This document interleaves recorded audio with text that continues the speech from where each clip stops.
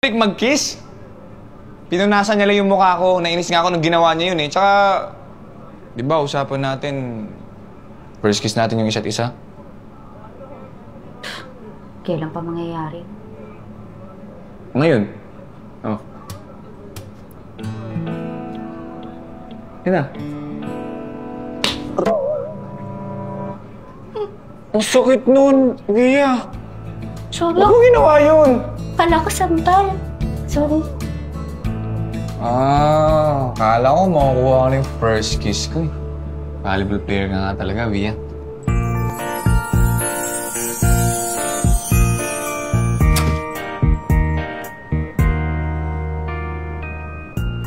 Yan, naman.